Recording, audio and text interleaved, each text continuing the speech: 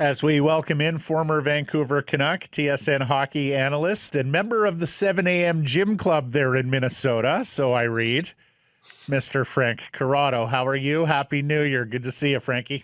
Happy New Year, boys. Yeah, it's been the gym club has fallen off a little bit. I will say it was fairly empty You don't yesterday. say. Although it's supposed to be the new year. This is supposed to be a rededication to the gym club. Oh, on the first and the second, it was busy, but yeah, not so much on the fourth and fifth. If you don't understand the reference here, Jeff O'Neill has taken it upon himself to take attendance in the hotel gymnasium each and every morning and tweet out who makes it at what time and how hard they're working. So I don't know what's more fabricated, like his tales of who's in the gym or his tales of my driving skills. I don't know which one is more fabricated. Yeah, there was that post as well. The good news for you, you don't ever have to drive O'Neill around again. Yeah, trust me, I won't. And that has its merits as well. Okay, before we get into the individual prospects here, because we are looking at a Canucks team that is 31st in the NHL and looks like it's going to get a very high pick and be able to take one of these young prospects who are in attendance, if nothing else, at the World Juniors. Let us start with the calamity that is Canada, Frank, because honestly, look, you might want to look at it with a harsh eye and say, oh, okay, they weren't the deepest on defense, but all the pre-tournament talk was this is as good as they've been in goal in a long while.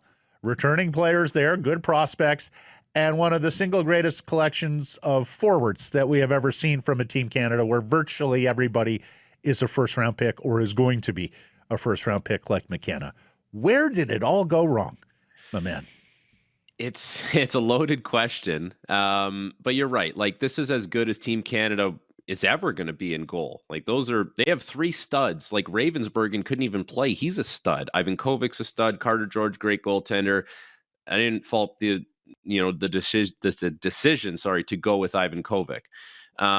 Lot of offensive firepower. All those guys first round picks, and a bunch of guys that really bought into playing certain roles as well. So that was fine. I think the weak spot on this team was the back end, and ultimately, the decision to go with 8 defensemen kind of just tells me that maybe there wasn't a lot of faith in the 6 guys or the 7 guys, that you felt like you had to go with 8. So you have all these different flavors, all these different elements. But more than all that, more than just the back end itself, as a team, there wasn't a willingness to lock it down and defend hard. It was these guys wanted to play run and gun hockey and outscore the opposition, which is great, which is what you need to do ultimately to win. But, when push came to shove and they needed to lock things down for a little bit, they couldn't do it. And I can't help but wonder this, this is my big, overarching thing that I'm thinking of today. And it's hard to maybe think this because last year offense was so hard to come by. Would they score 13 goals all of last year's World Junior tournament? And this year they scored a ton, but they couldn't defend. So I'm kind of wondering this. At younger ages, like the grassroots level, minor hockey, are we just putting players on the ice with skills coaches and having them go through all these pylons and deke all the sticks and do the under the sticks, sauce pass, and do the obstacle courses, go in and take a shot? And are we turning young players' brains off? And are we losing our way of managing games and thinking games and strategically kind of plucking our way through games? Because Canada's always had a massive skill advantage. And that's, to a certain degree, that is still there. Think about the guys that aren't on this team. Celebrini, Schaefer, Berkeley Catton, Ben Kindle, Sam Dickinson, they're all in the NHL, right? So, But forget about it. We still have a lot of good players. But another area, I think, as Canadians playing hockey, we had an advantage was that we're so smart about hockey. We get it. We know how to win. When push comes to shove, we will do the right things that lead to winning. And, this Team Canada, they didn't really do that. So I wonder, is this from a young age where we're just doing all the skill work and the obstacle courses and we're shutting off our brains a little bit, and sort of losing that, how do we win this game, or how do we think better than the other team aspect.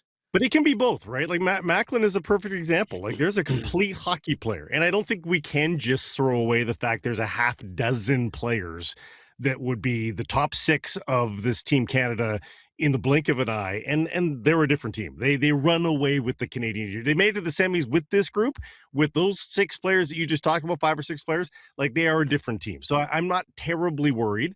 But I think you can do both, can't you? You can still have them be as creative as they are. 2/3 of the practices, they're doing what you just talked about. And then maybe we do just amplify a little bit more defensive responsibility. But I mean, it is happening. Macklin's a complete player. He'll do it all. Yeah. Yeah. Ben Kindle's a really good player. Like there's a reason why Pittsburgh relies on him and has him play and gives him responsibility. No, I get it. I get it. But yeah, like as far as this team goes, they never really like, and sorry, I think we need to give the Czechs a ton of credit. Like that team beat Canada at their own game, like especially at this tournament, right? Like forecheck hard, get in, get pucks back, compete, pursue it, put the other team under duress and have them have to problem solve all night. That was Canada's game. That's what Canada's been good at this tournament for such a long time.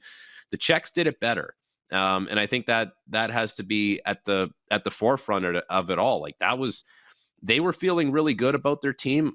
Like they were kind of saying this is the best team that they've sent in maybe 10 years or so, maybe even more. And it showed. Like that team was hungry to win, and they played better at the end of the day. And Frankie, Michael Hage in and of himself, how many nights is he going to hit 3 posts and go 0 for 2 on penalty shots? Right? Crazy. Like yeah. Like if he gets 1 goal there, it changes the flow of the game, and I think Canada wins that game. Yeah, like that's one moment you can look to. Now their power play was outstanding. That was a big reason why they were going to have success. Like I kind of said on the broadcast, like that was the ultimate momentum grabber for them anytime they had the power play. And Michael Hage, I don't know what you guys thought, but I thought he was their best, most consistent forward. He was awesome. I think that's a miss that they didn't name him one of the 3 best players. He was outstanding. One more question about the team itself before we get into McKenna, Stenberg, and some others. But and this may apply to the Olympic roster as well, Frank, so feel free to chime on this. These are all number 1 centermen, number 1 wingers at the club level. Nobody in this forward group lacked for offense. Why do we put them in roles? Why don't we just say, guys, let's come at them with wave after wave after wave of offense. We are just going to roll 4 lines because we feel depth is an advantage, and we want all of you guys to threaten the bejesus out of our opponents, particularly when they're down to their 3rd, 4th line and 3rd pair, and see if they can hold up defensively against our overwhelming and superior offense. It's a good point. Like I don't completely disagree with you. The only thing that I would say to that is I think just giving sometimes a few players like a more narrow responsibility to say that, listen, like I kind of need you like to be in like, you know, all over Sikora. Like he was a really good center for the Czechs, right? It's like, I just need you to narrow your responsibility to this, because if you can shut him down, I got other offensive guys that are going to lead the way for us. And that's like, you know, kind of leads into the team aspect. But outside of that, I do agree with you in this sense. Like, and I kind of go back to that Denmark game. It was such a throwaway game, right? But still, they did what they needed to do. They scored 9 goals, whatever. That was a game where all the guys that weren't getting the puck touches and weren't seeing it go in, weren't scoring, weren't on the score sheet, they could all feel a little more confident about their game.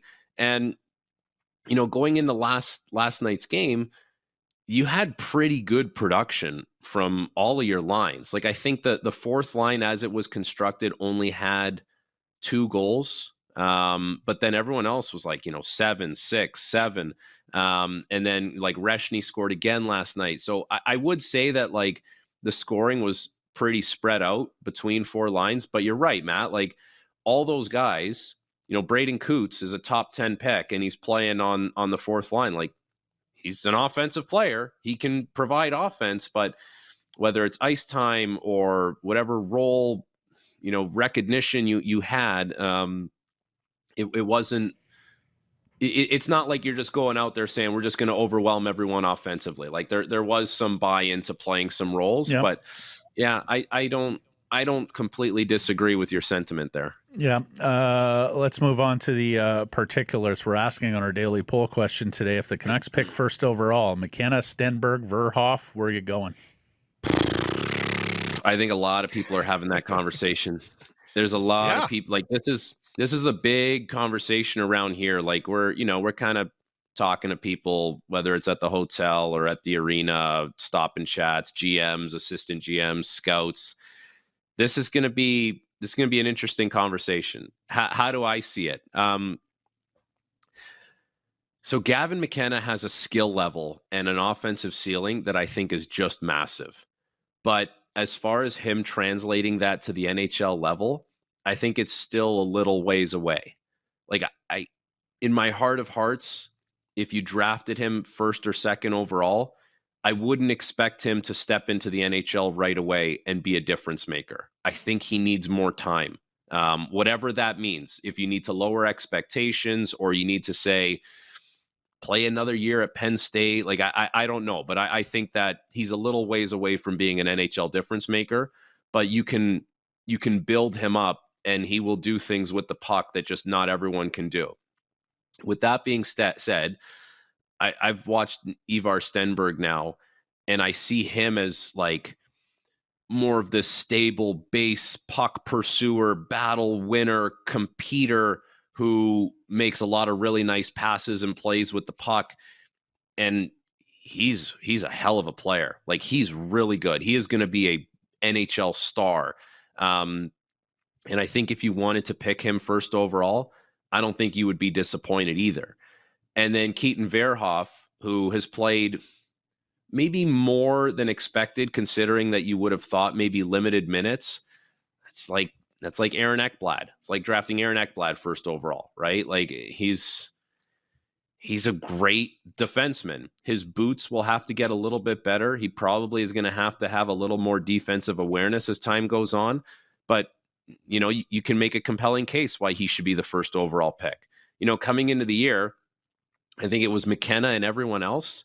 And now it's everyone else, including McKenna, which is pretty, it's a fascinating conversation. And from just anecdotally, from some of the people that I've talked to around here, there's still some scouts that'll tell you it's McKenna and don't even think about it.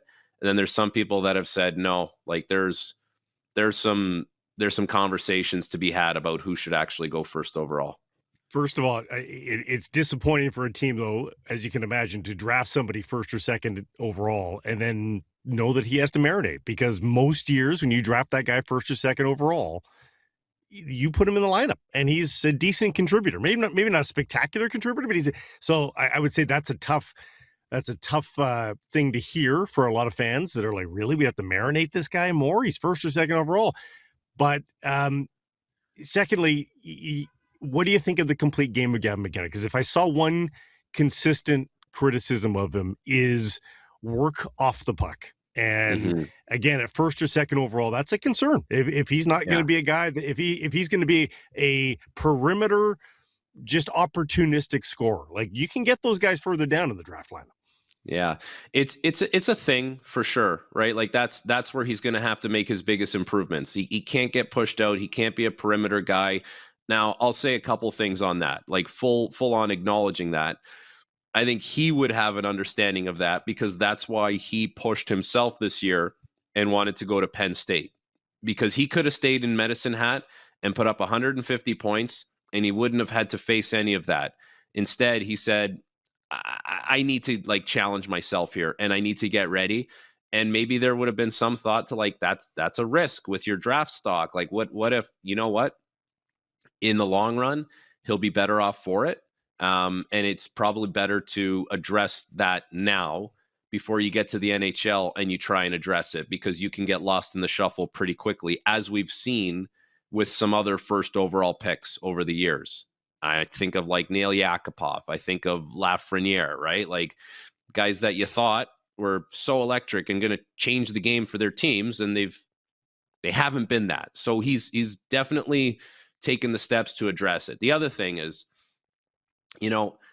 some of the plays that he makes passing the puck, guys aren't really ready for it. Like I've seen a lot of times where, he makes this unbelievable pass and he catches someone on his own team by surprise and they can't finish. And then I wonder, well, what happens when you put him with really gifted NHL players? Are they expecting it? Can they see it? Does all of a sudden it materialize? So I think that's an aspect of his skill level that maybe, you have to take into consideration as well.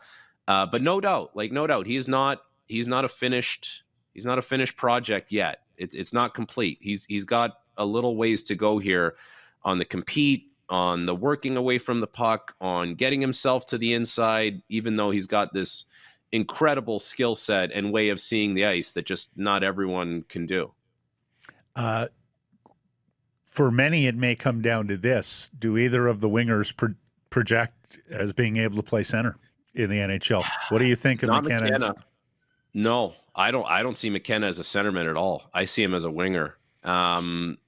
Stenberg, I would have to watch a little bit more, but I mean, if the guy's already a winger at this point, I think it's hard to make him a centerman, right? Like we've seen so many centermen at this age in their draft year go to the wing. That's it, right? When that's happening, it makes it really difficult, near impossible. I would say it's impossible to go the other way. Okay, the Canucks. So the Canucks. Who you should answer the question? Who are you taking first overall right now? Drafts today. You know what?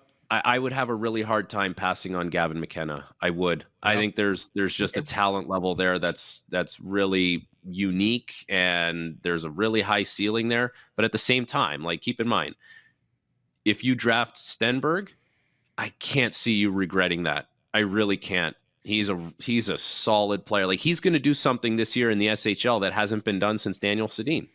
Like he's going to break the record for most points by a draft eligible player in a league where it's very difficult to get points.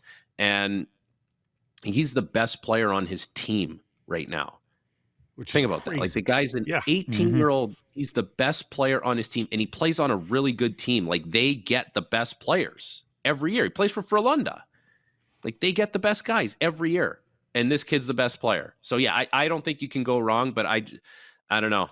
It's something about this McKenna. Like he does some special things with the puck that I think as of right now I would probably still take him if I were the Canucks picking first. Our first chance to talk to you since the Olympic team. What did you think of it? Do you think they made any mistakes in terms of roster selection? Well, we won't know if they made any mistakes until the gold medal game or if they get eliminated before that. Because if they win, then there's no mistakes. If they lose, then there's mistakes. I'm not overly surprised. I think the guys that made the team are all very deserving of being there. I'm sure you guys talked about it, but the one guy that isn't there that is a surprise is Sam Bennett, because it feels like that's everything they want to have in that kind of player. And I get they're taking Tom Wilson, and he will fill that role for sure. But yeah, that's a surprise. On the back end, I mean, those are all really good defensemen. They're all guys that were named to that team last year. They're all guys that you have a lot of trust in. Matthew Schaefer has been unbelievable. Is there a world where Matthew Schaefer could have been on that team and you could justify it? Absolutely. I think he's very deserving of being there, but all these guys being older and more experienced, I don't know. In their minds, that probably puts them there. And good for Bo. I'm so happy for Bo Horvat. I think that guy got, and we've talked about this before, but he got a bad rap leaving Vancouver. And now a few years later, he's on Canada's Olympic team. It's the hardest team in the world to make, and he made it. So that was very nice to see for a former teammate and former road roommate. He's been a loyal Hockey Canada guy. I'm not going to diminish what he's done on the ice because his numbers have been great as a New York Islander. But he showed up at the Worlds last year as a star-studded World Championship team that disappointed. Mm-hmm. But ultimately, he's on a team with McKinnon and Crosby. over there. Do you think that one of them might have whispered, "Oh, hey, that's a glue guy. We want that kind of guy on the team"? I mean, like, listen, I think if there was a bullet to use, like, and it was the top guys, I think McDavid's going to use that bullet for Zach Hyman, just the way Crosby would do with Chris Kunitz. But yeah, you never know, right? I just think if those conversations are happening, like, that's probably the one that would happen. I think Bo was one of those guys that management really liked, right? Like, versatile guy, can do everything for you. Why not take that guy and just, if you have to put him in the lineup, you know what you're going to get. Like, it's a very safe pick. Yeah. Boy, Schaefer looks so good. The other thing, just quickly, Frank, the right side, they have the old guy in Doughty. They have the beat-up guy in Parayko. Would you sweat at all any of those lefties having to play the right side if, for whatever reason, Doughty and Parayko aren't able to do it? No, I wouldn't sweat that, because I think the Shea Theodore play the right in Vegas. He might have. He had in the past, not this year. Sanheim as well. People tell me he can play the right side, but Theodore Sanheim haven't played the right side at all, or much. I don't sweat over that.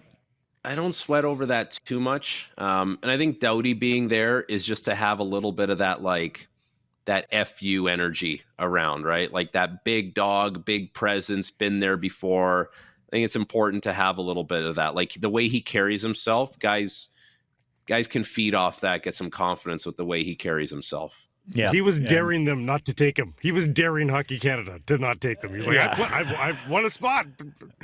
Well, outside of Crosby, he's the only other Olympian, right, of this group. And Bennett, boy, if you're going to put people in roles and you're not taking the ultimate role guy and a serial winner, I will not want to be John Cooper if you don't win gold and your role guys don't live up to their roles. Anyways, we'll see. Marvelous stuff, Frank. Thank you for this. Enjoy the medal games today, and we will catch up next week, my dude. Okay, boys. Have a good one.